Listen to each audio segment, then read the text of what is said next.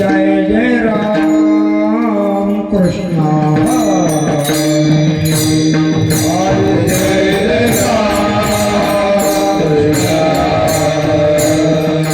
जय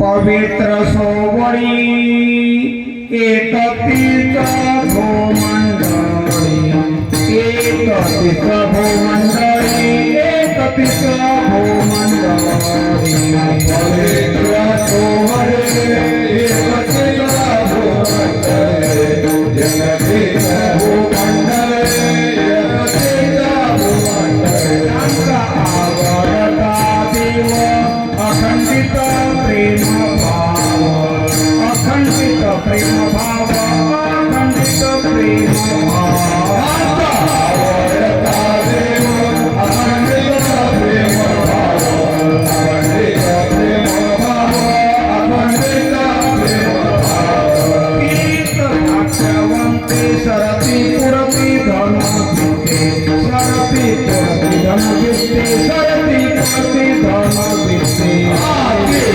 भाग्यवंते सरती पुरती धन विद्ये सरती पुरती धन विद्ये सरती पुरती धन विद्ये आवडता देव अखंडित प्रेम भाव अखंडित प्रेम भाव अखंडित प्रेम भाव आवडता देव अखंडित प्रेम भाव अखंडित प्रेम भाव अखंडित प्रेम भाव तुकामने देवा त्यांची केल्या पावे सेवा त्यांची केल्या पावे सेवा त्यांची केल्या पावे सेवा तुकामने देवा त्यांची केल्या पावे सेवा त्यांची केल्या पावे सेवा त्यांची केल्या पावे सेवा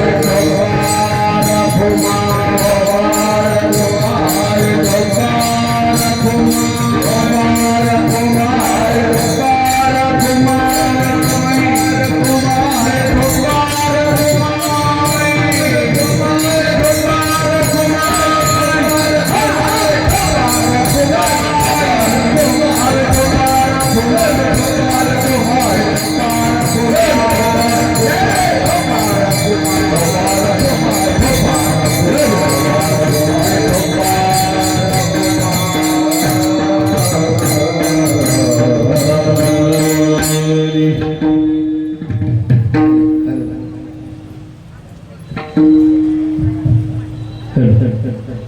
सोबळी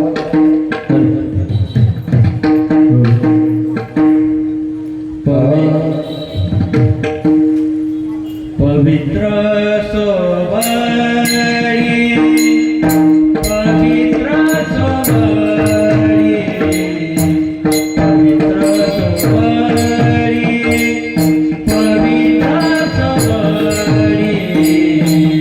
पवित्र सोबळी पवित्र सोहळे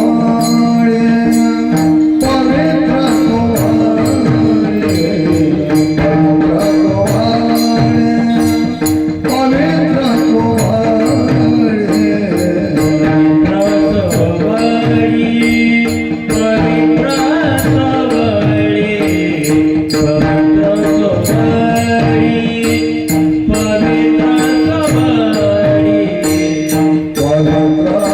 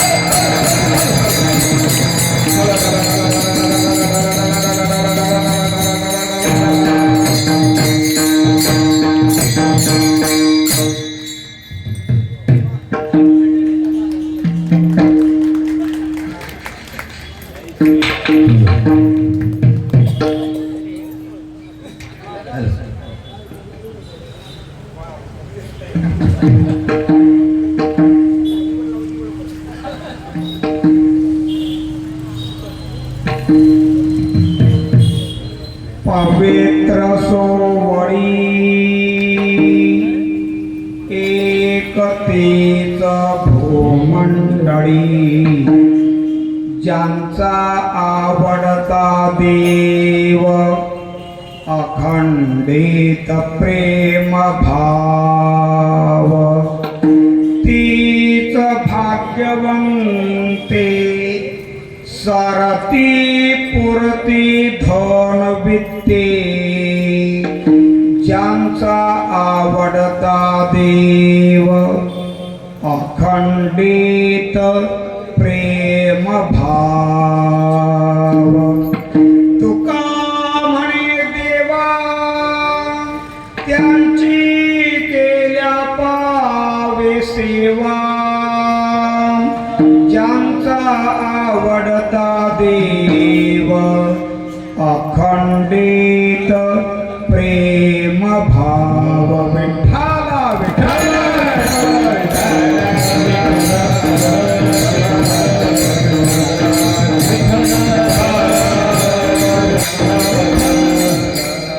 महायोग पीठे तटे भीमरथ्यां वरं पुण्डरीकाय दातुं मुनीन्द्रैः समागत्य तिष्ठन्तमानन्दकन्दं परब्रह्मलिङ्गं भजे पाण्डुरङ्गं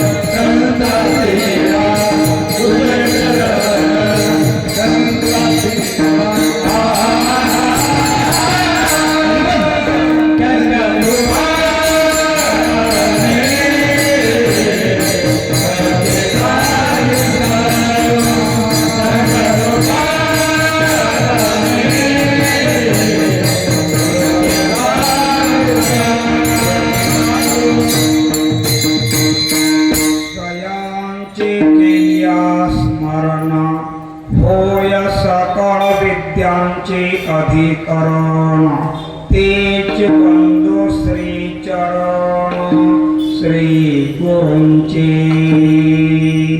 पवित्र सोवळी एकतेच भूमंडळी ज्यांचा आवडता देव अखंडित प्रेम भाव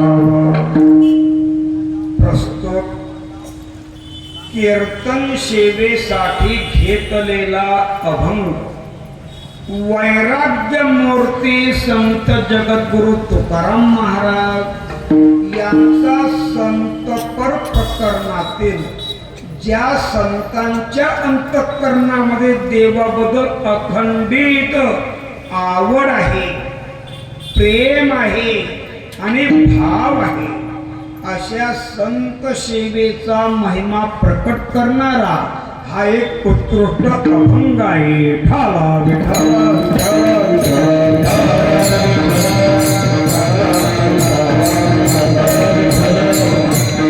आणि हा अभंग घेण्याचं कारण आपल्या या पवित्र धर्म मंडपामध्ये हा जो सप्ताह आयोजित आहे हा कुलस्वामिनी कृपेने वैकुंठवासी सुशीला भागवत खडके आणि वैकुंठवासी भागवत तुकाराम खडके यांच्या स्मरणार्थ संगीतमय श्रीमद भागवत कथा तथा अखंड हरिनाम संकीर्तन सप्ताहाचं आयोजन.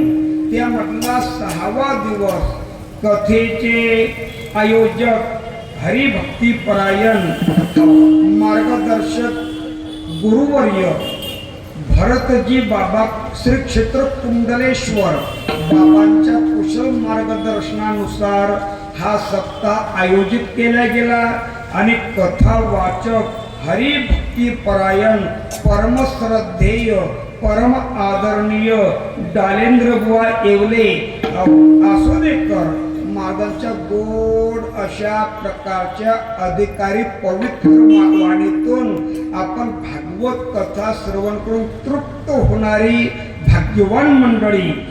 या सप्ताहाचं आयोजन श्रीयुत सुनील भागवत खडके, श्रीयुत निळकंठ भागवत खडके, श्रीयुत विनोद भागवत खडके आणि श्रीमती कल्पना शेखर कोल्हे समस्त खडके परिवार यांनी उत्कृष्ट आयोजन केलं. या आयोजनामध्ये तुम्ही सर्व परिसरातील भाविकांनी उपस्थिती लावली आणि या उपस्थितीमध्ये अनमोल सहकार्य आपले आमचे हरिभक्तीपरायण भास्कर दादा चौधरी आसोदा, हरिभक्तीपरायण गणू दादा चौधरी आसोदा, विठ्ठल मंदिर भजनी मंडळ जुने जळगाव आणि आमची श्रीराम भजनी मंडळ आसोदेकर हे हजर असून यांच्या अनमोल सहकार्यातून हा सप्ताह पार पडत आजचा 6वा दिवस. ठाला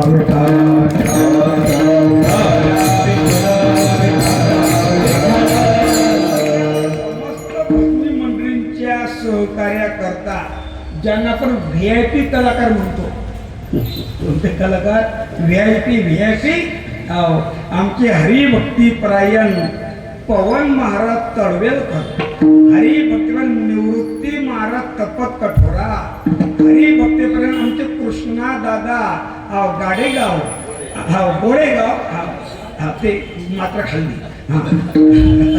आणि आमचे दिलीप महाराज आसोदेकर, मृदंगाचार्य आमचे निवृत्ती महाराज गोडेगावकर या सर्व भाग्यवंतांच्या चरणी आणि आमच्या आसोदेकर भजनी मंडळीच्या चरणी परत नमस्कार करून माझ्या अभंग प्रास्तवनेला सुरुवात करतो.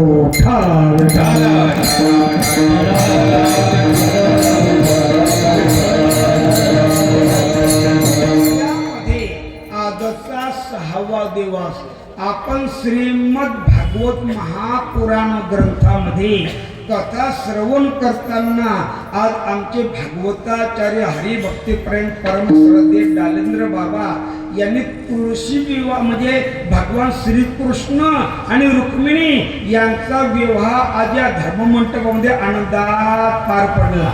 आज भगवंताचं काय लागलं? लग्न पण भगवंताचं लग्न या मंडपामध्ये लागलं आणि ज्यांनी आयोजन केलं त्यामध्ये श्रीयुत निळकंठ भागवत खडके यांच्या सुद्धा लग्नाचा वाढदिवस आजच आहे. काय 2 दिवस सर्वांनी टाळे वाजवा. वा वा वा वा. आयोग लवकर ये नाही निळकंठ दादा खडके यांच्या लग्नाचा वाढदिवस आणि भगवान श्रीकृष्ण परमात्म्याच्या रुक्मिणी बरोबर लग्न. ज्यांचे लग्न राहशील त्यांचे लवकर लागू.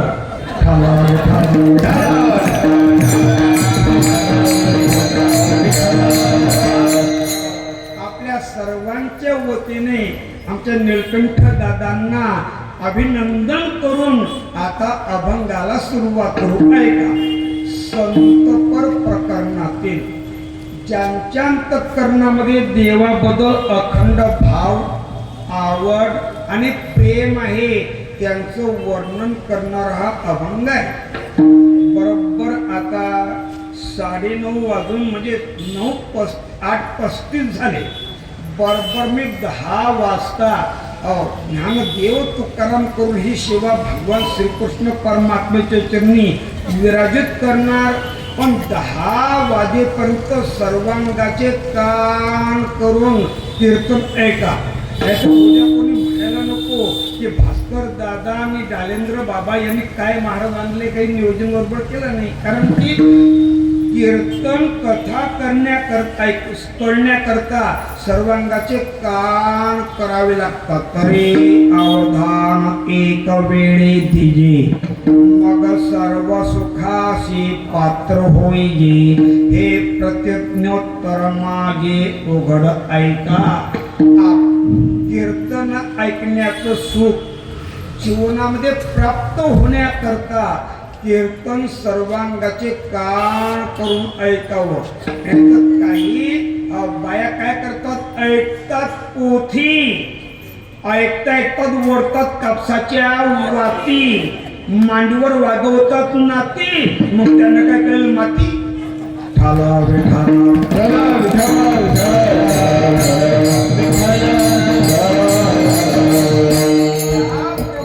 परीक्षिती राजानं शुक देवांच्या मुखातून 7 दिवस भागवत श्रवण केलं. तसं तुम्ही फक्त 1.25 तास हे कीर्तन श्रवण करा. ऐका, मी अभंगात प्रवेश करताना 3 वर्ग पाडणार. पहिला वर्ग असा आहे देव न आवडणारा पहिला वर्ग. दुसरा वर्ग यापेक्षा बरा आहे. देव न आवडणारा पहिला वर्ग, दुसरा वर्ग देव आवडतो पण गरजेनुसार आवडणारा दुसरा वर्ग पहिल्यापेक्षा बरा. देव न आवडणाऱ्यापेक्षा देव आवडणारा बरा पण खरा नाही. पण तिसरा श्रेष्ठ अभंगातला वर्ग गरज असो वा गरज नसो, देवाची आवडीने, प्रेमाने आणि भावनाने भक्ती करून देवाची प्राप्ती करून घेणारा संतांचा श्रेष्ठ तिसरा वर्ग.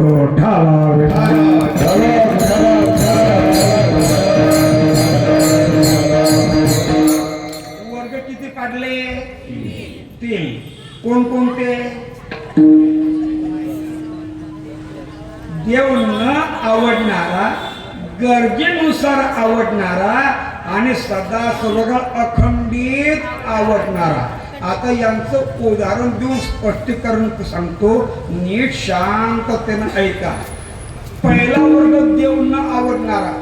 आज या भूतलावर एक वर्ग असा आहे, तो या पृथ्वीवर राहतो पण तो म्हणतो जगामध्ये देव नावाची वस्तू नाही. आपण त्याला विचारलं तुम्ही देव का नाही म्हणतात, तर त्यांचं उत्तर असं येते, तुमचा देव जगामध्ये असता तर डोळ्यानं दिसला असता. काय? तुमचा देव कोणाचा? म्हणजे यांचा कोणीच लागत नाही, यांचा देव कोणी लागत नाही. तुमचा देव जगात असता तर कधीतरी आम्हाला डोळ्यानं दिसला असता. तुमचा देव दिसत नाही म्हणून आम्ही देव आहे हे मानत नाही. तुमच्या मते काय आहे? हा देव न मानणारा वर्ग आहे ना, हा नास्तिकातला पहिला क्रमांक चारवाक मतवादी आहे. तो चारवाक मतवादी देव मानत नाही, पण वारकरी संप्रदाय देव दिसत नसला तरी मानतो. आणि अशी भावना आहे, देवा माझा मी देवाचा, देवा माझा मी देवाचा, देवा माझा मी देवाचा, देवा माझा मी देवाचा, माझी सात्या वाचा, माझी सात्या वाचा, देवा महावया गेलो, देवा महावया गेलो.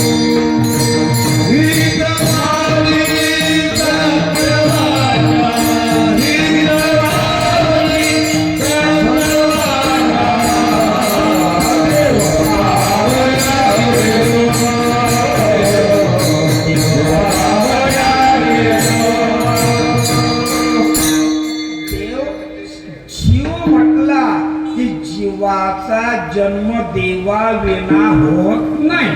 हे एकदा जसा सिंधू विना बिंदू निर्माण होत नाही, तसा देवा विना जीव हा शक्य नाही. ज्याची बिंदू दिसतो त्याची सिंधू मानलाच पाहिजे. जीव ज्याची जन्माला आला त्याची देव मानलाच पाहिजे. पण चारवाक मतवादी देव सर्व ठिकाणी असून देव मानत नाही. फक्त ऐका, जरी आपला शत्रू असला, आपला दुर्जन असला, आपला विरोधी असला, तरी त्या विरोधकापासून सुद्धा काही गोष्टी शिकण्यासारख्या म्हणजे घेण्यासारख्या. चारवाक मतवादी देव मानत नाही, पण त्यांचं तत्व मात्र सोडत नाही. काय बोललो? चारवाक मतवादी देव मानत नाही, पण तत्व सोडत नाही. त्यांचं तत्व आहे चक्षुर्वय सत्यम. चक्षु म्हणजे डोळा, सत्य म्हणजे खरं. डोळ्यानं जे दिसेल ते खरं, पण डोळ्यानं जे दिसत नाही ते मानायचं नाही. मग देव डोळ्यानं दिसत नाही, मग ते चारवाक मतवादी देव मानायला तयार नाही, पण तत्व सोडत नाही. आपल्या वारकरी संप्रदायाचं असं वैभव आहे. पण वारकरी संप्रदायातल्या बऱ्याच भाविकांना संप्रदायाचं तत्व माहीत नाही. आता परीक्षा घेणार नाही, पण बऱ्याच लोकांना वारकरी संप्रदायात म्हणजे 50 वर्ष झाले, पण त्यांना जर विचारलं तुमचं तत्व कोणतं आहे, तर वारकऱ्यांना बऱ्याच तत्व माहीत नाही. आणि चारवाक मतवादी देव मानत नाही, पण तत्व सोडत नाही. चक्षुर्वय सत्यम. तत्व जाऊ द्या, तत्व तर आध्यात्मिक विषय झाला. बऱ्याच लोकांना आपलं गोत्र माहीत नाही. गोत्र काय बोलतो? गोत्राचं काम कधी पडते? परीक्षेत. म्हटलं का परीक्षेत?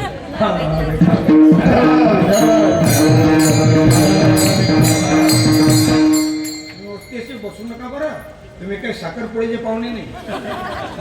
मी मुद्दाम परीक्षा घेतली, परीक्षेमध्ये पडते. गोत्राचं काम परीक्षेमध्ये पडत नाही. आई वडील मृत झाले, मयत झाले, मग 10 क्रिया पिंडदानाचा कार्यक्रम.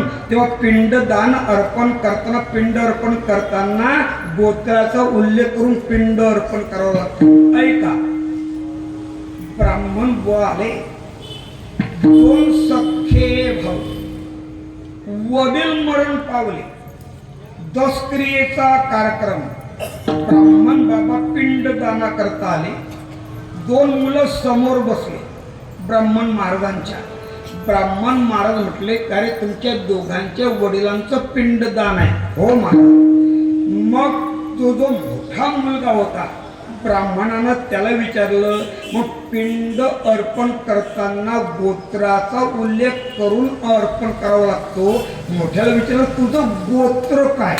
ब्राह्मणानं मोठ्या मुलाला विचारलं, तुझं गोत्र काय? त्याला गोत्र काही माहिती नव्हतं. पण तो एवढ्या दिवसा सूर्याच्या प्रकाशामध्ये चॅप्टरपणा करत होता. चॅप्टर डॉक्टर चांगले पण चॅप्टर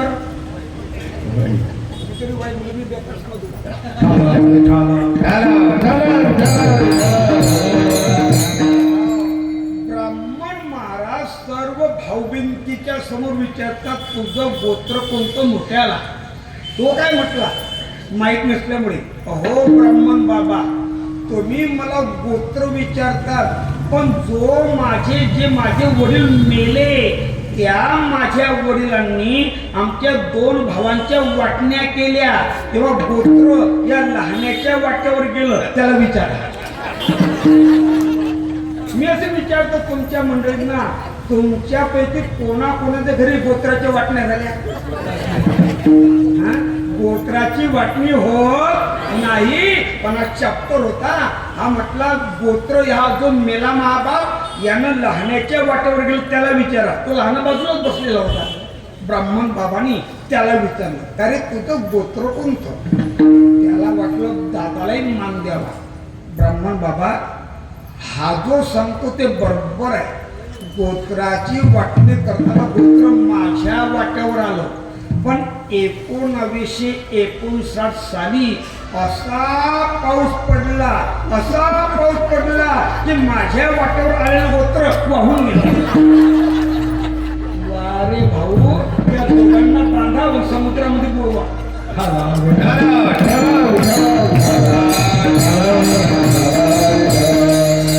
म्हणजे बऱ्याच लोकांना गोत्र माहित नाही, आणि चार्वाक मतवादी तत्व जगताना अजिबात सोडायला त्याने चक्षुर्वय सत्यम दिशेते सत्य.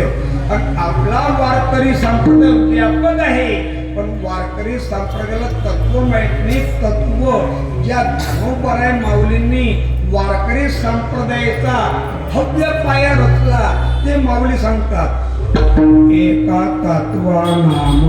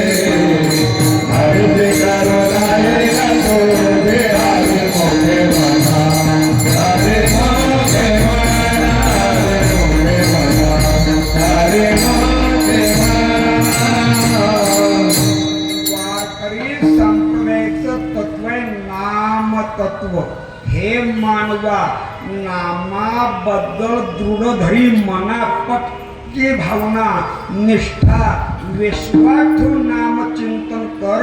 एक दिवस हरीशी करुणा येईल तुझी.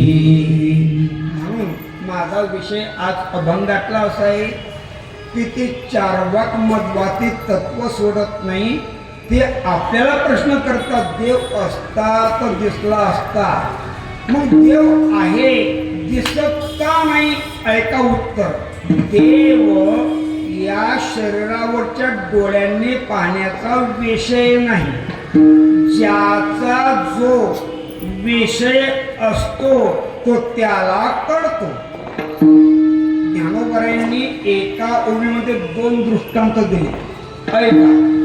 एका माणसानं मित्राला जेवायचं आमंत्रण दिलं.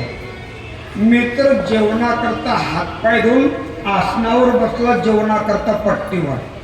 या घरमालकानं काय केलं, मित्राकरता बनवलेला स्वयंपाक आवडीचा जवळ आणला आणि त्या मित्राला म्हटला, हे मित्रा, आज माझ्या हाताने मी तुला जेवण घालतो, पण आज जेवण बसून करायचं नाही, मग झोपून करायचं. या आसनावर अंग टाक. त्या गेल्या मित्रानं असं अंग टाकलं. नंतर दिन मी तुम्हाला ज्ञानोबा म्हणतात, अंग टाकल्यानंतर या घर मालकानं एका पडी म्हणजे चमच्यामध्ये बघण्यातली भाजी घेतली आणि झोपलेल्या मित्राच्या कानात भाजी ओतू लागला. म्हणजे काय भाजी कशी झाली. ओवी नंतर तुम्ही बरोबर, मी ओवी शिवाय अजिबात बोलणार नाही.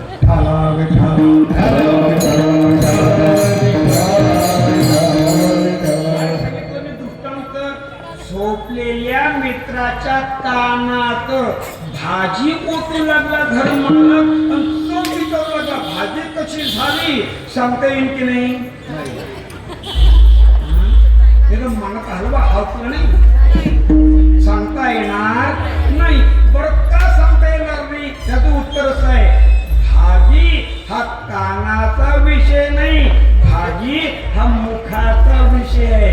भाजी मुखात टाकली तर चव कळेल, कानात ओतून चव सांगता येत नाही. दुसरा दृष्टांत, एकानं असं फूल घेतलं हातामध्ये, समोरच्याला बोलवलं, त्याच्या डोळ्यावर फूल ठेवलं. म्हणजे काय वास कसा येते, फूल कुठे ठेवलं, डोळ्यावर, काय वास कसा येते.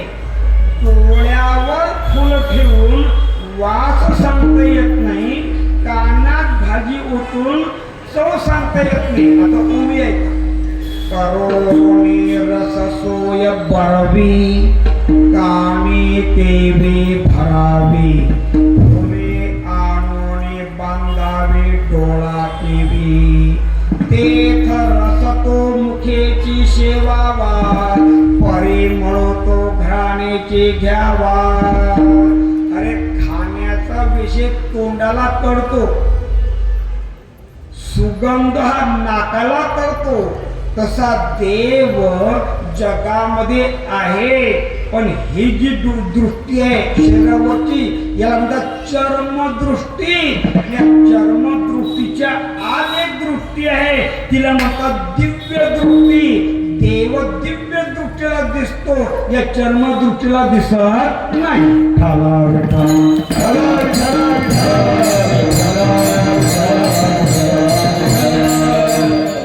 देव पाहायचा असेल तर या डोळ्यानं मरेपर्यंत डोळे ताणून ताणून पाहावा, तरी देव तुम्हाला मरेपर्यंतही दिसू शकत नाही.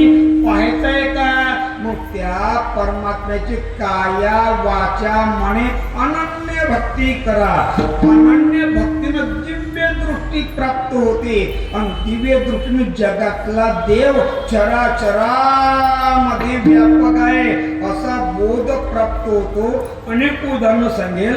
महावैष्णव माऊली ज्ञानोबाराय यांनी परमात्म्याची बहु आवडशी जीवापासून या अशी भक्ती केली आणि भक्तीनं ज्ञानोबारायांना दिव्य दृष्टी प्राप्त झाली आणि दिव्य दृष्टीनंतर त्यांना जो देव दिसला तो अनुभव ज्ञानोबारायांनी सांगितला.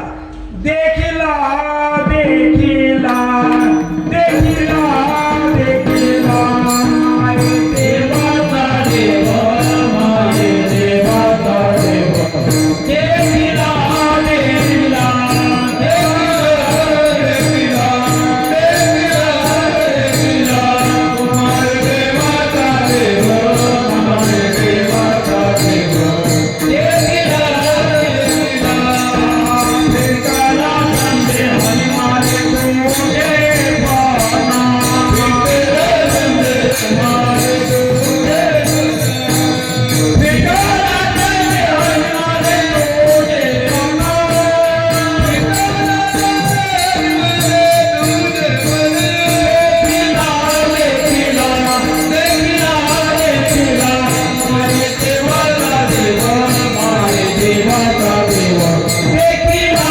देखिला देखिला देखिला देखिला माये देवाचा देव, माये देवाचा देव, देखिला देखिला. मी प्रत्यक्ष देव बघितला, माये देवाचा देव देखिला देखिला. पण तो पाहण्याकरता या अंगावरच्या चर्मदृष्टीनं नाही, देव पाहण्याकरता दिव्य दृष्टी लागते. आपलं काय झालं, आपण देव पाहण्याचा प्रयत्न करतो, पण दिव्य दृष्टी नसल्यामुळे देव असून बी आपण आंधळे बनलो. ज्ञानदृष्टी हरपाली कोणी नेत्र आंधळे. ज्ञानदृष्टी हरपाली कोणी नेत्र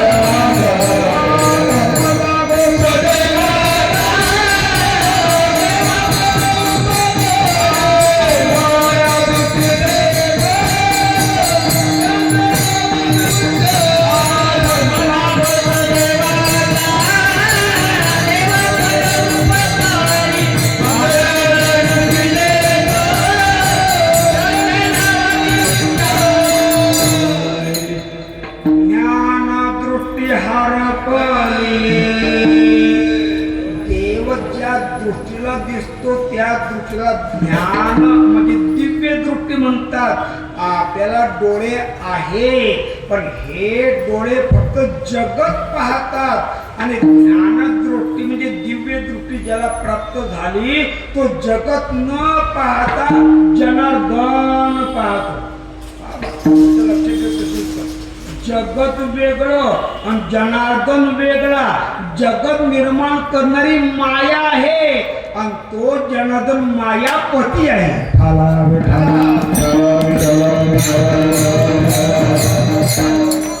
मी कितीतरी संतांची उदाहरणं दिली ज्यांनी भक्ती करून दिव्य ज्ञान दृष्टीद्वारे देव पाहिला.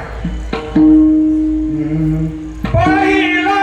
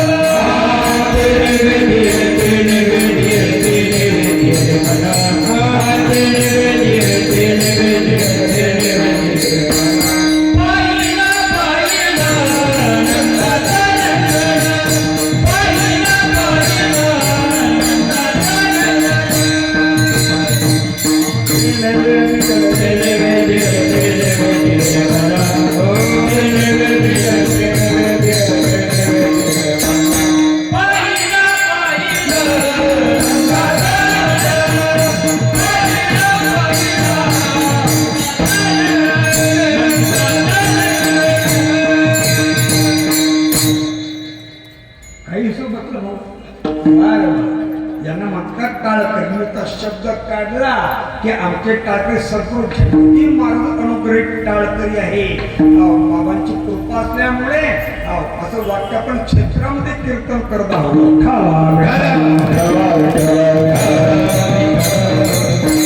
एकदम सोपं साध्या भाषेतून तुम्हाला विचारतो, तुम्ही जेथे बसलेले आहात याला आपण पृथ्वी म्हणजे जमीन म्हणतो. मोकळ्यापणानं उत्तर द्या. या जमिनीमध्ये म्हणजे पृथ्वीमध्ये धन आहे किंवा नाही? आहे. ऐकवायला मला आहे.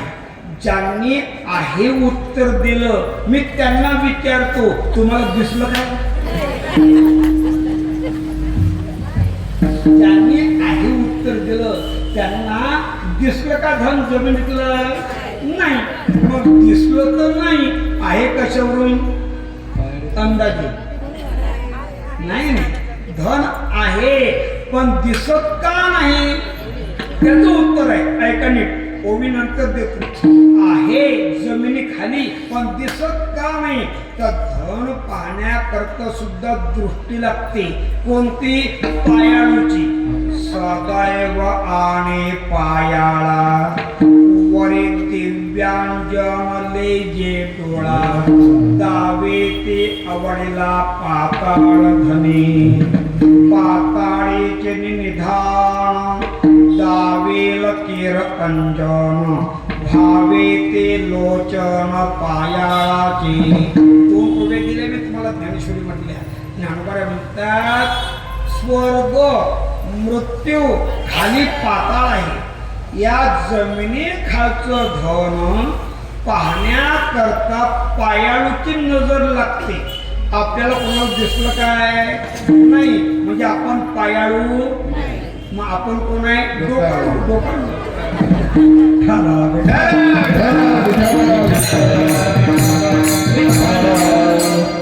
जन्माला येण्याच्या दोन पद्धती आहेत. एक वर्ग जन्माला येताना डोक्याच्या बाजूनं जन्माला येतो, आणि दुसरा वर्ग जन्म घेताना पायाच्या बाजूनं जन्म घेतो. 90% डोकाळू आहे, एखादा भाग्यवान पायाळू आहे. धन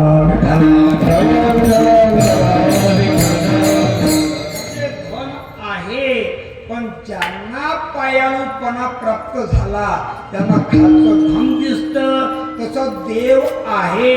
पण ज्यांना ज्ञानदृष्टी म्हणजे दिव्य दृष्टी मिळाली त्यांना जगातला देव दिसतो. विठ्ठला जडी स्थळी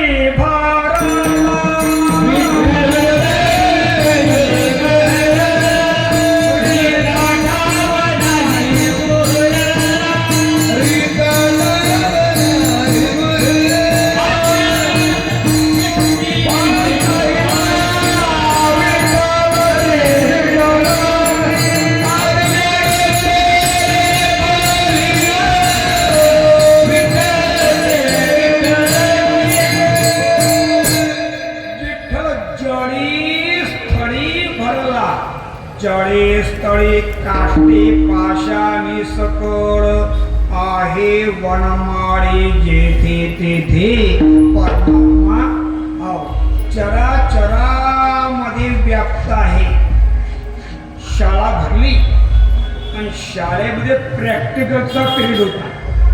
गुरुजींनी सफरचंद हातातून प्रवेश केला. सर्व विद्यार्थी गुरुजीच्या हातातील सफरचंदाकडे पाहू लागले. गुरुजींनी प्रश्न विचारला, मुलांनो, देव कोठे आहे? जो बरोबर उत्तर देईल त्याला एक सफरचंद बक्षीस. मग कोणी पंढरपुरात, कोणी देवघरात, कोणी गावातल्या मंदिरात उत्तर देऊ लागले. सर्वात शेवटचा विद्यार्थी होता. गुरुजी त्याला विचारतात, का रे, या सर्वांनी उत्तर दिले, सांग तू देव कोठे आहे? तो म्हटला, गुरुजी देव कोठे आहे? बरोबर उत्तर दिलं तर तुम्ही काय देणार? म्हणे देव कोठे तू सांग, तुला एक सफरचंद बक्षीस देतो. तो म्हटला, गुरुजी मी तुम्हाला प्रश्न विचारतो, देव कोठे नाही तुम्ही सांगा, मी तुम्हाला 2 सफरचंद देतो.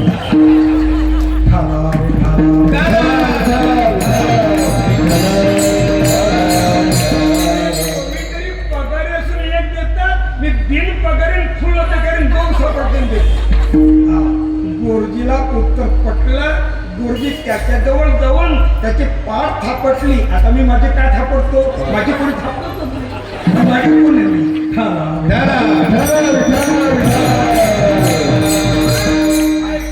म्हणजे देवाची व्यापकता फार विशाल आहे. पण चार्वाक मतवादी देवाची भक्ती करत नाही, त्यामुळे त्यांना दिव्य दृष्टी प्राप्त होत नाही, आणि त्यामुळे जगातला देव दिसत नाही. पण यापेक्षा दुसरा वर्ग बरा आहे. तो निदान देव मानतो, पण गरजेनुसार. तेव्हा गरजेनुसार मी तुम्हाला मोकळेपणाने विचारतो, देवाची गरज केव्हा पडते?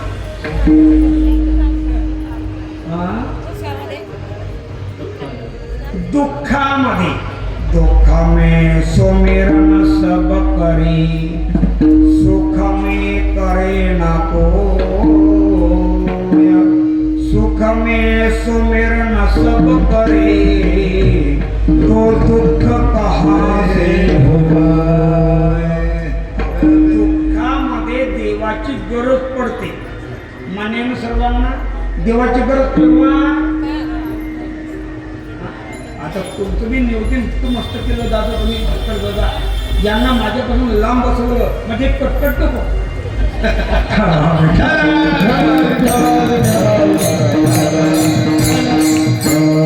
देवाची गरज केव्हा? दुःखात म्हणजे सुखात तुम्हाला देवाचं काही काम नाही.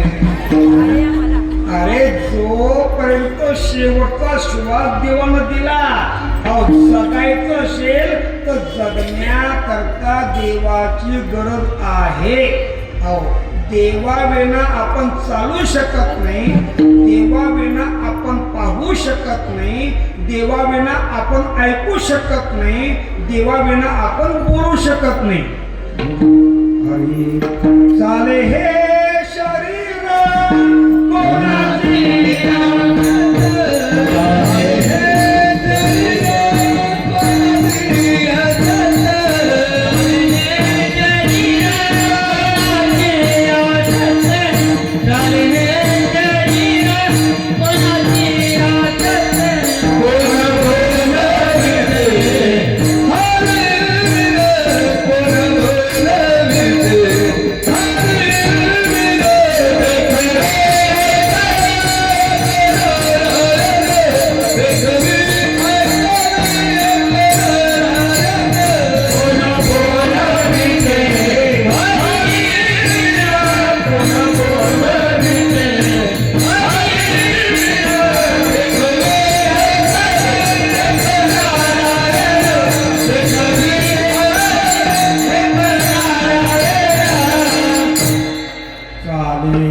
शरीर कोणाच्या सत्ते कोण बोलविते हरिवीन.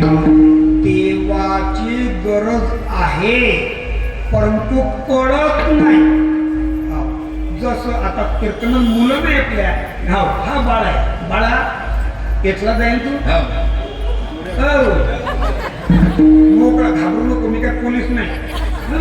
मी असं विचारतो, तुला मामाची गरज आहे की नाही? मामाची बरं तेव्हा कामापुरता मामा, तसा दुःखापुरता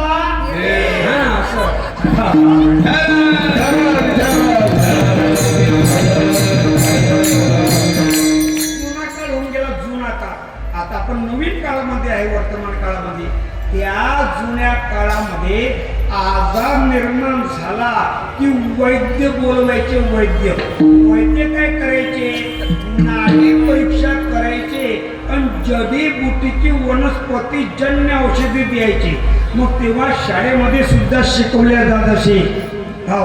त्या रोग्याला वैद्याची गरज तोपर्यंत आजार जात नाही, तोपर्यंत शाळेमध्ये शिकवल्या जात असे. गरज सरो असं होतं की गरज सरो आणि वैद्य. बरोबर आहे तुमचं?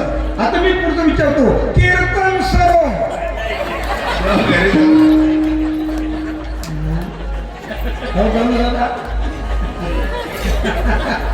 ऐका, माझा विषय असा आहे की देवाची गरज जगायचं जोपर्यंत तोपर्यंत पण कळत नाही. आपल्या बऱ्याच गोष्टी न कळण्यात चालल्या. तुकोबारांनी एक उदाहरण दिलं, नीट ऐका. बाईला मुलगा झाला, मुलगा जवळपास 2-2.5 वर्षाचा झाला. त्याला गुळ जास्त आवडत असल्यामुळे गुळ खाऊन खाऊन त्याला जंत नावाचा आजार झाला. आई डॉक्टरांकडे घेऊन गेली.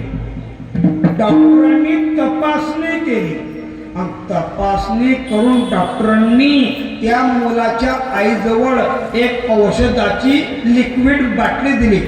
बाई, मुलाला घरी घेऊन जा. सकाळ दुपार संध्याकाळ एक चमचा 3 टाइम देत जा. बरोबर 8 दिवसात मुलगा तंदुरुस्त होईल. बाई घरी आली, आसन मांडलं आहे ना, आपल्या मांडीवर मुलाला झोपवलं, बाटली काढली, चमच्यामध्ये औषध ओतलं, मुलाच्या तोंडात टाकणार. मुलगा इतका बिलिंदर होता, जोपर्यंत चमच्यात औषध टाकते तोपर्यंत टकमक टकमक पाहत होता. आणि बरोबर आईनं औषधाचा चमचा उचलला मुलाच्या तोंडात टाकण्याकरता नेणार म्हणून हात मारता बरोबर तो चमचा बाहेर फेकला गेला. औषध कामात पडलं का वाया गेलं? वाया. पण आई तिला म्हणतात मुला करता अतोनात प्रयत्न करून त्याच्या हिताचा विचार करणारी आई असते. लेमुराजे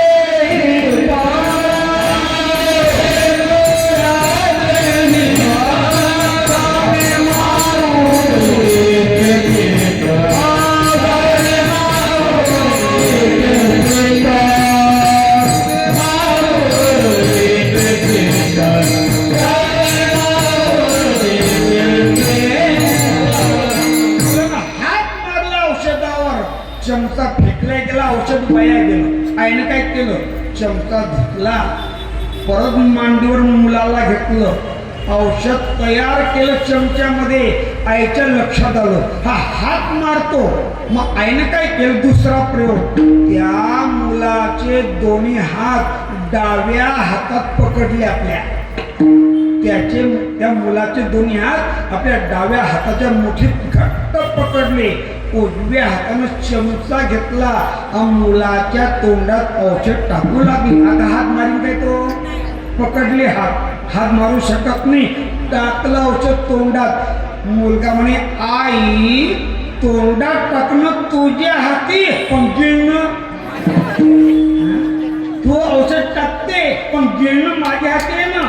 आईनं औषध तोंडात टाकलं, त्या मुलानं औषध न गिळता औषध परत काय झालं? वाया गेलं. मग आता तिसरा प्रयोग. इजा बिजा तिजा. तिसरा प्रयोग. आईनं चमचा परत आपले कपडे घाण झालेले धुतले, चमच्यात औषध तयार केलं. पण आई विचार करते काय करावं? घेतल्याशिवाय आजार जाणार नाही. मुलगा औषध घेत नाही, मग याचा जंत आजार जाण्याकरता काय आलं लक्षात? गुळ खाल्ल्यामुळे जंत झाले ना, मग याला गुळ जास्त आवडतो. आईनं काय केलं? असं पावशेरभर गुळ हातात घेतला, डाव्या हातात पावशेर गुळ, उजव्या हातात छोटासा चमचा औषधाचा. आणि आई म्हणते बाळ्या हो एवढा चमचा घेशील तर एवढा गुळ देते, एवढा चमचा घेशील औषधाचा तर गुळ एवढा देते. आई नक्की देशील? गिळशील तर देईन, पण गिळलं पाहिजे तर पावशेराचा खडा देईल गुळाचा. आई मी डोळे मिटवतो, पटकन टाक, मी गटकन गिळतो पण गुळ देतो म्हणजे पक्क. डोळे मिटवले मुलानं. आईनं चमचाभर औषध तोंडात टाकलं. गट्ट दिशी गिळताना आईनं ते गुळाचा खडा मांडीखाली लपवून दिला. आई गुळ म्हणे नेला कावून. कोणता कावळा आला? नेला कावून. कावळा आला का त्या ठिकाणी? नाही. पण ज्याप्रमाणे आई औषध घेण्याकरता त्या मुलाला औषधाची गरज आहे, पण औषध घेणं कळत नाही. तुकोबारीने प्रमाण दिलंय. औषध द्यावया चालविले बाळा, चालविले बाळा.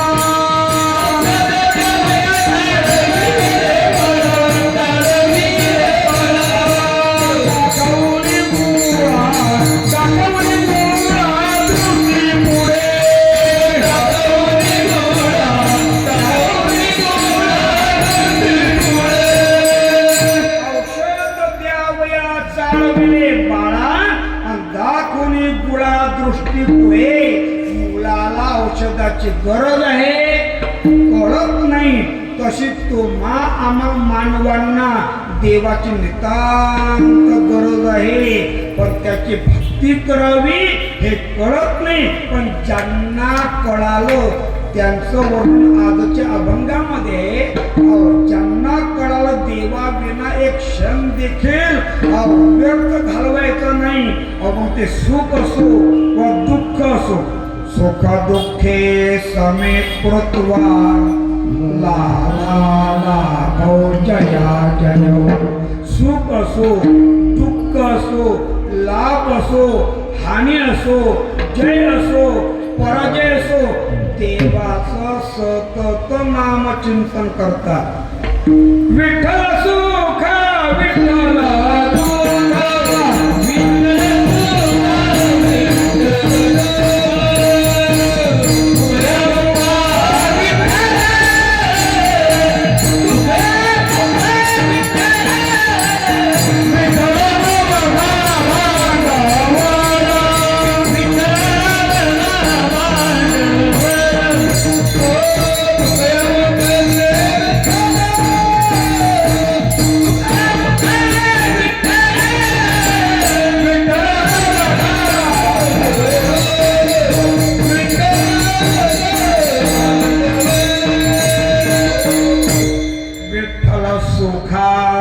विठ्ठल दुःखा.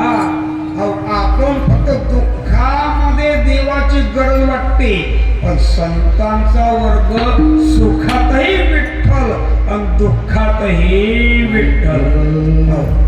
सुख दुःख समान सकळ जीवाचा कृपा ज्ञानाचा उज्ज्वल भक्ती प्रेमाचा तनोर भरणागती तोची हरी रंगीला रामकृष्ण वासुदेव सदा स्मरे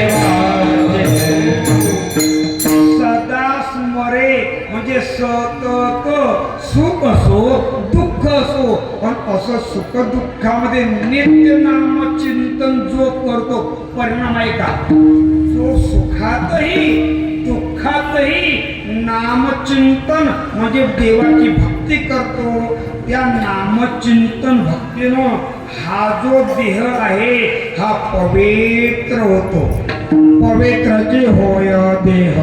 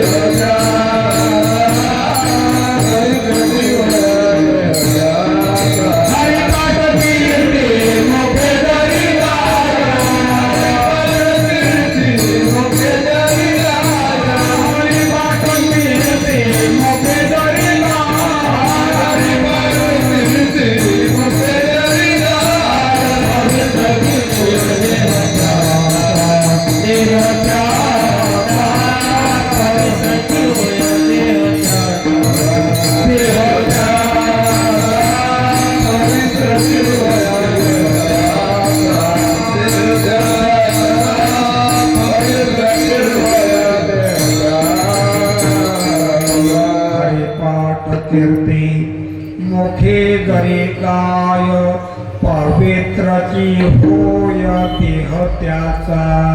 म्हणून या जगामध्ये एक तोच, या भूमंडळामध्ये एक तोच वर्ग पवित्र आणि सोहळ्या वृत्तीचा आहे. कोणता?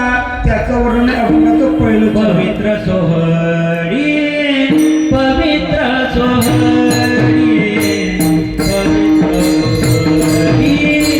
पवित्र सोहळी पवित्र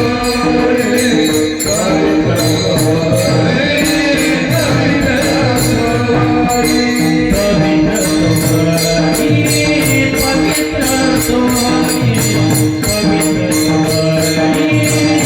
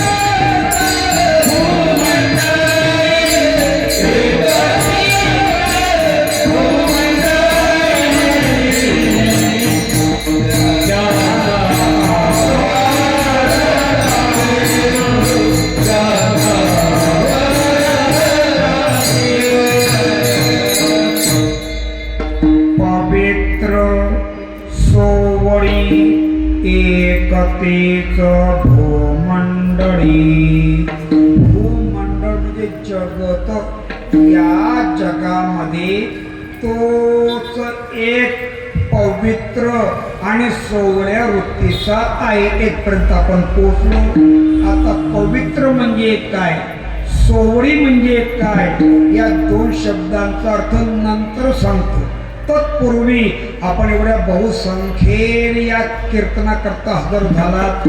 याही बाजूला भाविकांची पूर्ण गर्दी आणि याही बाजूला भाविक मंडळी उपस्थित आहे. आपल्या सर्व भाविकांना लागून या पाया विनवितो तुम्हाला, करे टाळी बोला. 2 मिनिट आपलं जीवन पवित्र होण्याकरता त्या पवित्र असणाऱ्या भगवंताचा हाताला टाळी, लोकांना नाम चिंतन करावे. ठोबा रथोबा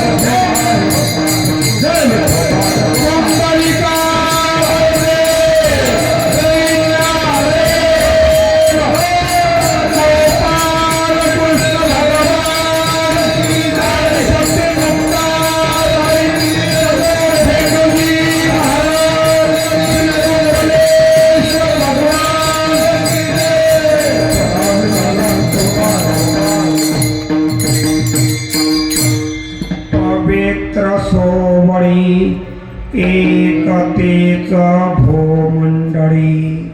संत तुकोबाराय या भूमंडळामध्ये पवित्र तोच आहे सांगतात. आता शब्द आहे 2. पहिला आहे पवित्र आणि दुसरा आहे सोवळी. आता हिंदू संस्कृती जगाच्या पाठीवर एक सर्वश्रेष्ठ संस्कृती मानल्या गेली.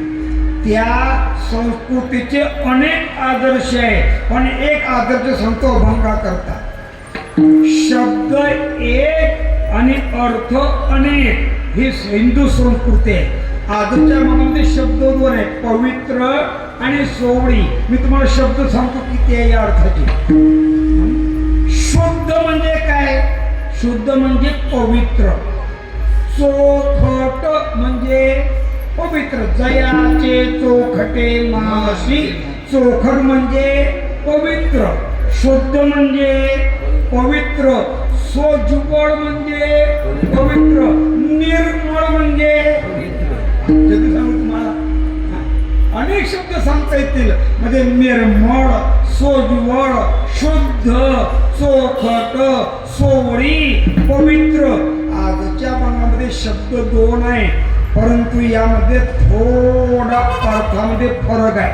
फरक कोणता, पवित्र शब्दाला काही कारणानं विटाळ स्पर्श करतो, पण सोवळी शब्द कशानंच विटाळल्या जात नाही. उदाहरण कळण्याकरता गंगा महात्म्य पोथी लावले गेले. तुमच्यासारखी मंडळी गंगा महात्म्य श्रवण करण्याकरता यायची. आता ते गंगेचं महत्व ऐकलं, फेडित पाप ताप पोखेत तेरेचे पादप, समुद्रा जाय आप गंगेचे जैसे. गंगा पाप आणि ताप मिटवणारी नदी आहे. गंगा महात्म्य ऐकून एका भाविकाला बुद्धी निर्माण झाली. आपण आजपर्यंत स्नान तर केलंच नाही, पण गंगेचं दर्शनही घेतलं नाही. चला आपण स्नानाकरता जाऊ. गंगेवर गेला, गंगेचं स्नान करू लागला. गंगेच यमुने चैव गोदावरी सरस्वती नर्मदे सिंधू कावेरी जलेस्मिन सन्निधन करू. मारली बुसती आणि पवित्र बनला गंगा स्नान करून. त्याच्या मनामध्ये एक विचार आला, आपण स्नान करून पवित्र बनलो, पण आपल्या घरच्यांना पवित्रपणा प्राप्त होण्याकरता आपण गंगेचं तीर्थ न्यावं घरी. बरोबर आहे बरं. गंगेचं तीर्थ घरी जरी आणून घरच्यांना दिलं तरी ते गंगा तीर्थ जीवन पवित्र करते. मग आता गंगेपासून घरापर्यंत तीर्थ नेण्याकरता साधन लागेल की नाही? साधन लागेल गंगेचं तीर्थ नेण्याकरता. बरं, मग साधन होतं, उपरणं होतं खांद्यावर. उपरण्यामध्ये गंगा तीर्थ नेता येईल काय? नाही. आता उपरण्यामध्ये तीर्थ नेता येत नाही. न्यायचं तर आहे. समोर नजर टाकली तर त्या गंगेच्या तीरावर बाटल्या विकणारा होता. 10 रुपये बाटली, 10 रुपये बाटली. यानं 10 रुपये दिले, एक बाटली विकत घेतली, त्यामध्ये तीर्थ घेतलं घरच्यांना पवित्र बनवण्याकरता. पण ज्ञानोबा म्हणतात, यानं जी बाटली घेतली ती बाटली अगोदरच बाटली होती. यानं जी बाटली घेतली ती बाटली अगोदरच बाटली होती. मग ती पवित्र करीन काय? अर्जुना, गंगोदक जरी झाले तरी मध्य भांड्या आले. अरे गंगेचं तीर्थ पवित्र आहे, पण दारूच्या बाटलीत आणलं की त्याचा पवित्रपणा संपला. म्हणजे पवित्र शब्दाला विटाळ आहे, पण सोवळी शब्द असा आहे कशानंच विटाळले जात नाही. नाही ज्या विटाळा अखंड सोवळी, नाही ज्या विटाळा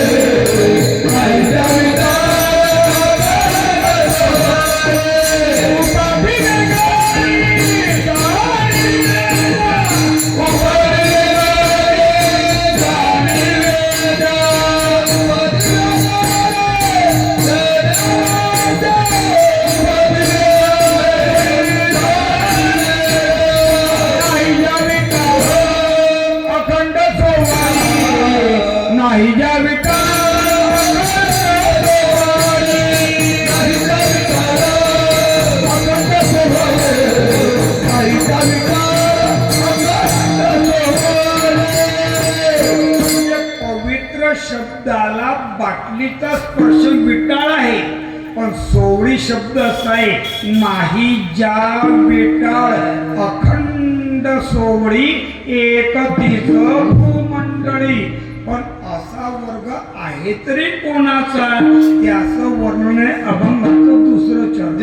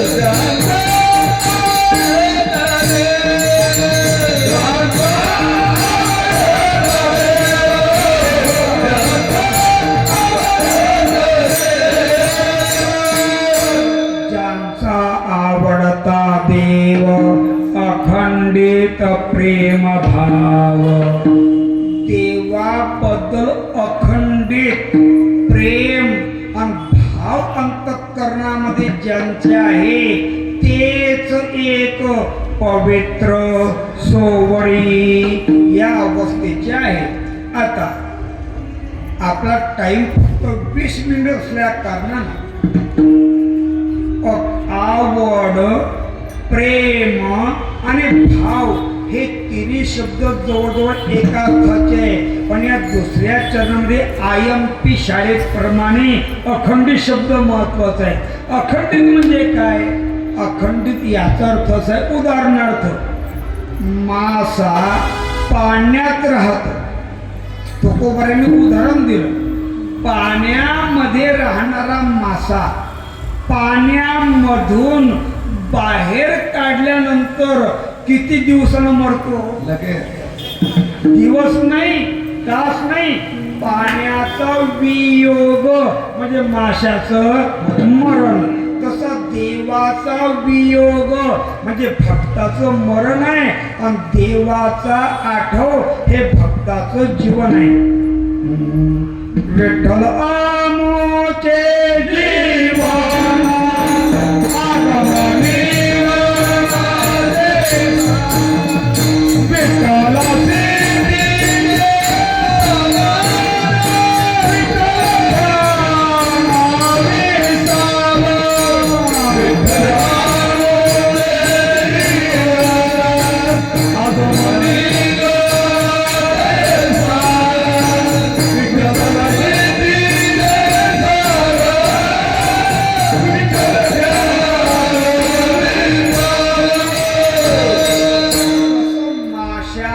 जीवन पाणी आहे, तुझं भक्ताचं जीवन विठ्ठल म्हणजे भगवंत आहे.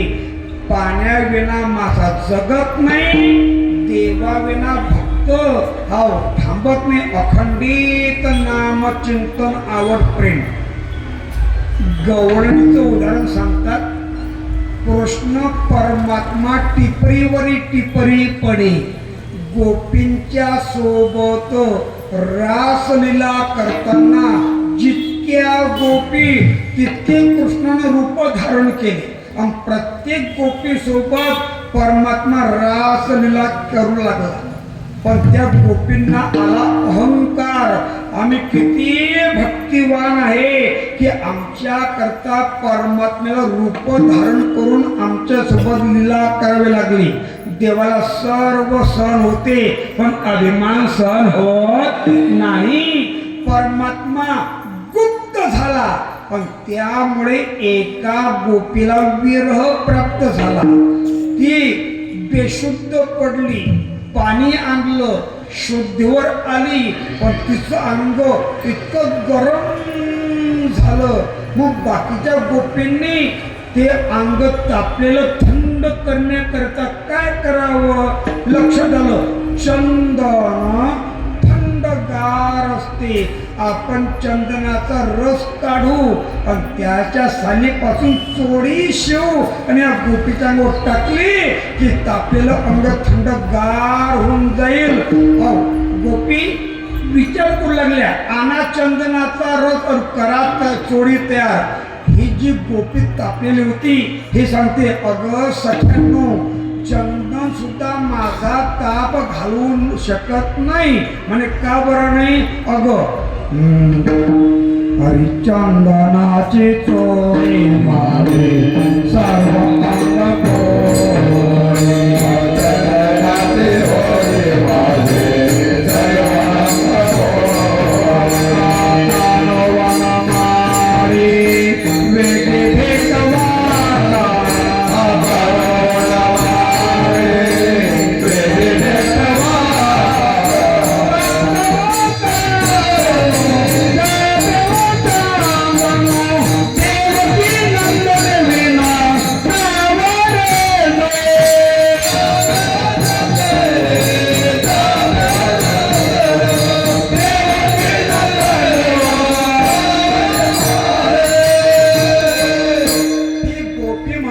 चंदनाची चोळी माझी सर्व अंग पोळी, कानोवन मारे वेगळी भेटवा चांदवो चांदन चापेओ चंदन. देवकी नंदने विन नावडे जो, आणि देवकी नंदन आवडे ज्यांचा आवडता देव. अखंडित प्रेम प्रेम भाव. अशी वृत्ती ज्या मानवांची जमली की देवाविना त्याला काहीच आठवत नाही, आवडत नाही, त्याच्यासारखा भाग्यवान जगात नाही. तुकोबाराने विचारलं, महाराज जगामध्ये भाग्यवान कोण?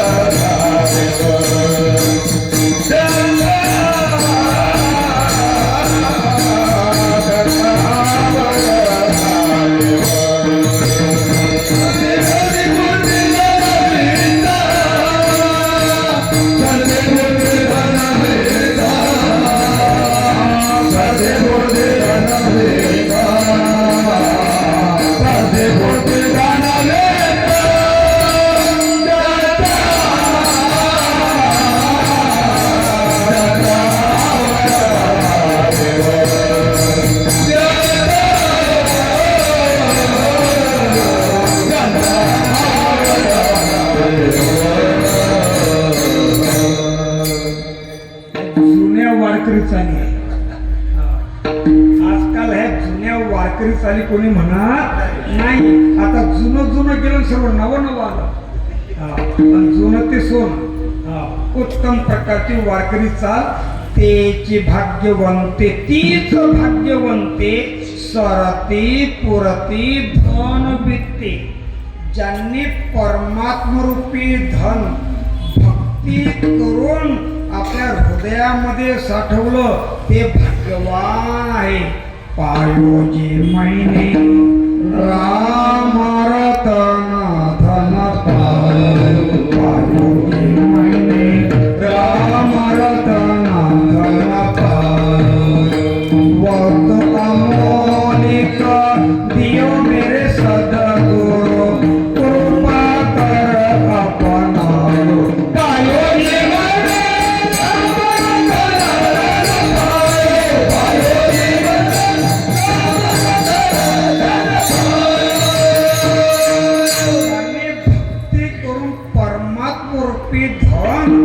जोडिले हे नसरे धन, आपल्या हृदयामध्ये साठवलं ते भगवान आहे. आता किती भक्तांचे नाव सांगू. अनेक भक्तांनी, भक्त म्हणजे भक्तीच करतात, भक्ती करून साठविला हरी जी हृदय मंदिर.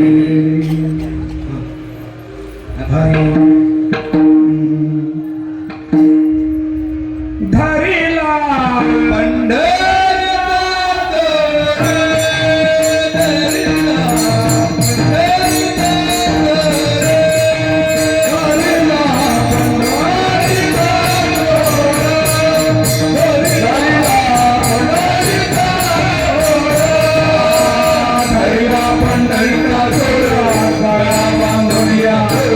पंढरीला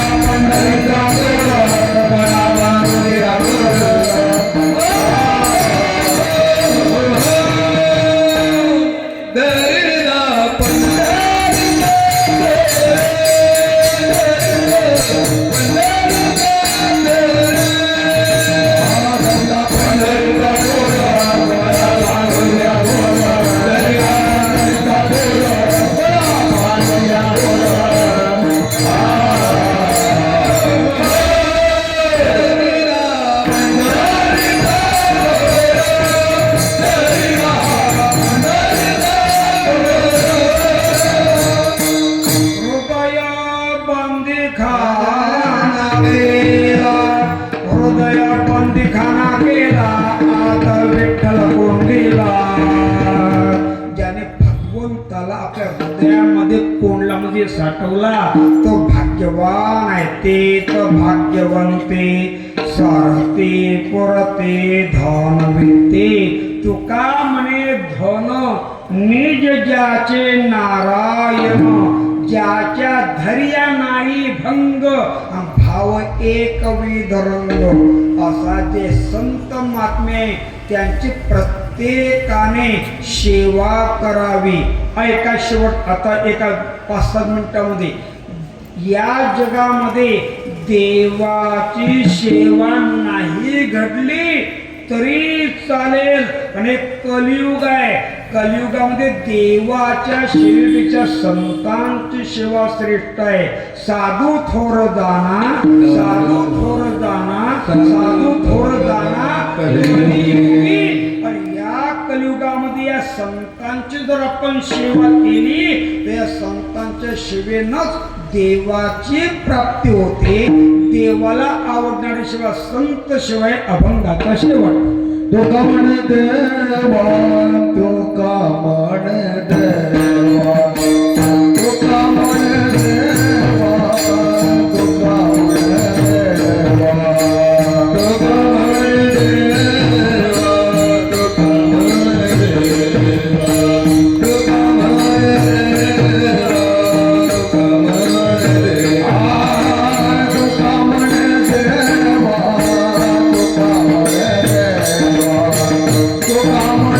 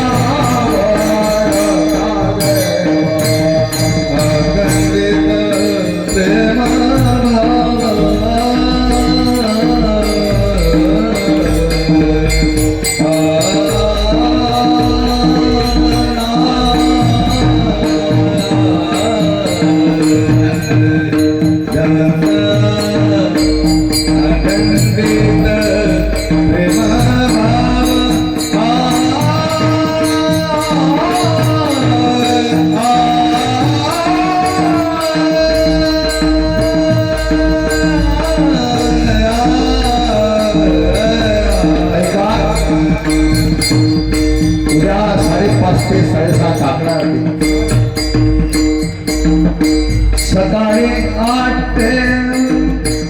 8 ते 10 गीता पाठ होणार तरी सर्व महिलांनी यात नोंद घ्यावी 11 ते 3 आपले वादोळाची कथा संध्याकाळी 4:30 वाजता दिंडी सोहळा होणार आहे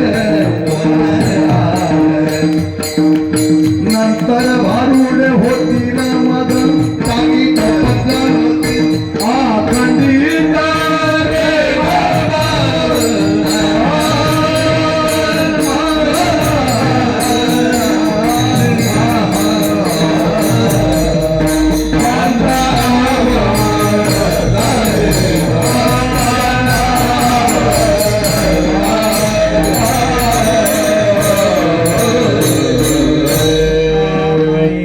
बाबा नीड एक बरोबर स्मारक त्यांची केल्या पावे सेवा याचा अर्थ असा आहे त्यांची सेवा केल्या देवा पावे पण त्यांची म्हणजे कोणाची ज्यांचा आवडता देव अखंडित प्रेम भाव 2 प्रमाण 1 ओवी 1 मिनिटात दृष्टांत सेवा समाप्त नीड आहे का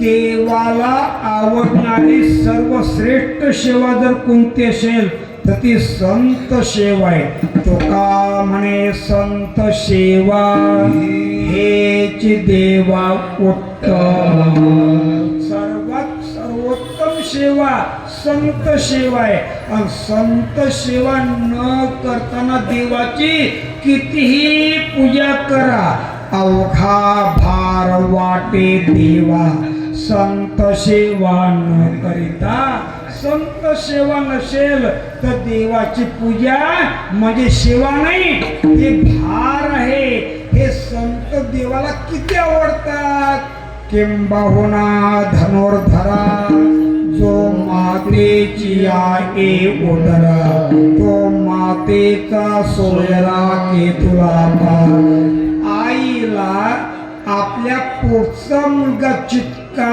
आवडतो भगवंताला हा संत महात्मा मुलाप्रमाणे आवडतो आता आईला मुलगा किती आवडतो बस हा दृष्टांत तुम्ही ऐकला की आपला अभंग सुटला नीट आहे का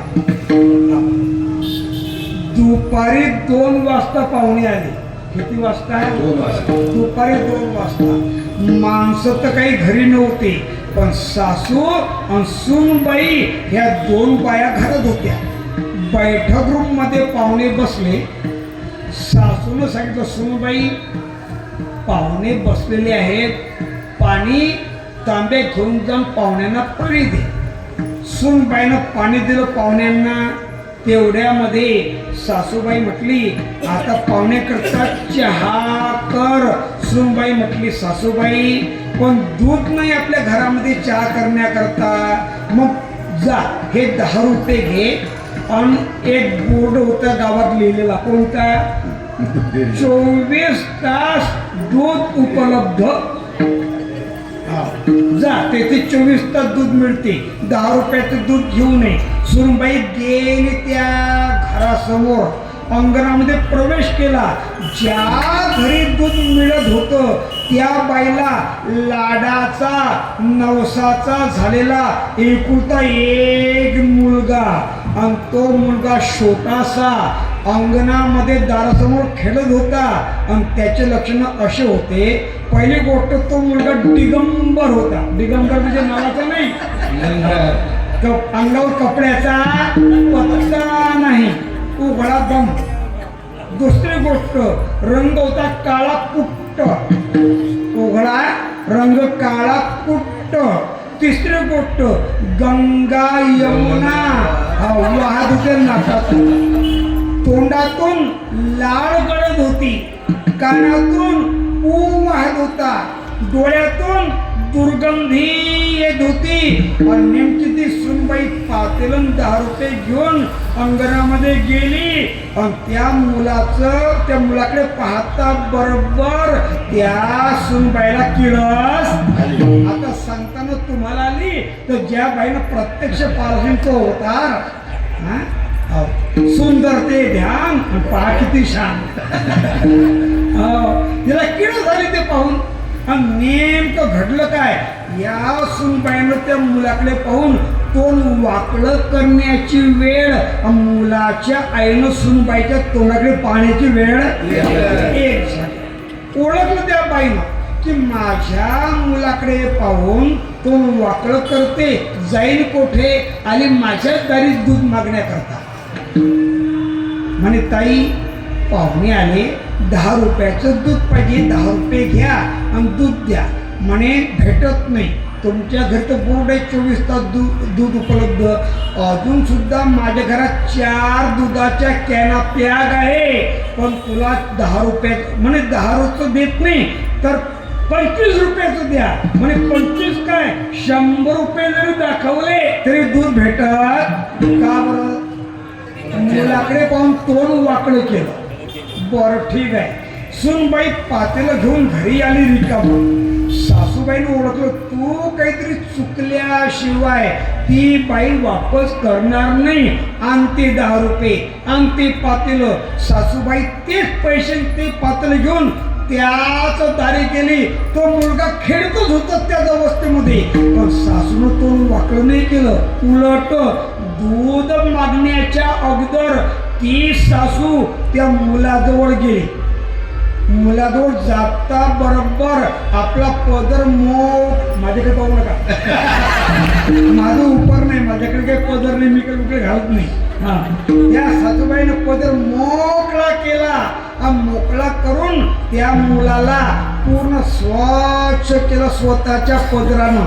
सगळी त्याची घाण स्वतःच्या पदरामध्ये गुंडाळून आपल्या कमरेला खोचली आणि त्या मुलाला उचललं, कडेवर बसवलं आणि प्रेमानं हात फिरवली. छोटू, गोटू, चिंटू, पिंटू. आणि त्या मुलाच्याही पाहू लागली. बापरे, सुनबाईनं तर जवळ घेतलंच नाही, पदर मोकळा केलाच नाही, परंतु कोण वाकडं केलं. पण सासू किती प्रेमळ आहे. माझा मुलगा कडेवर बसवते आणि प्रेमानं हात फिरवते. गेली घेऊन ही बाई त्या मुलाच्या आईजवळ. ताई तुमच्यासारखी गावामध्ये भाग्यवान बाई नाही. म्हणे कसं काय, देवानं मुलगा द्यावा, 4-5 मुलं दिल्यापेक्षा एकच द्यावा, पण असा सुंदर द्यावा. तुमचा मुलगा किती छान आहे ताई. रंग पाला सोन्यासारखा. रंग कसा होता, रंग पाला सोन्यासारखा. गाल पाले सफरचंदासारखे. शंभरण भरेल होती पण गाल पाले सफरचंदासारखे. नाक पाल तलवारीची धार. ताई याचं नाव काय. म्हणे याचं नाव वसंत आहे. वसंत. बस बस बस बस बस. इंद्राचा जयंत तो तुमच्या पोटी जन्माला आला. वसंत. वसंत. मग तो ती बाई इतकी खुश झाली. मुलाची आई पाटच टाकला. बसा पाटावर. मी म्हणे घाई आहे, पाहुणे आले, चहा करता दुधाला आली होती. ओ बसा. दूध नेल्याशिवाय चहा होणार नाही आणि चहा पिल्याशिवाय पाहुणे जाणार नाही आणि जय विठ्ठल झाल्याशिवाय तुम्ही काही उठणार मस्त पाट टाकला. पाटावर या बाईला बसवलं. लगेच पाण्याचा तांबे आणला. या बाईचे पाय धुतले. हळद कुंकू अक्षतेनं पूजा केली. बाईला नमस्कार केला घर मालकीनं. म्हणे आता मी तुम्हाला चहा करते, चहा प्या, मग तू घेऊन जा. म्हणे मी चहा पित नाही. नका पिऊ चहा, आमच्या घरी दुधाला काही कमी आहे, मी तुम्हाला दूध देते. आणि या घर मालकीनं काय केलं, घरात गेली, गॅस पेटवला नाही तर सकाळची दूध न देता दुधावरची फक्त वाटच पाय. त्या बाईला दुधावरची साय आणि तू फक्त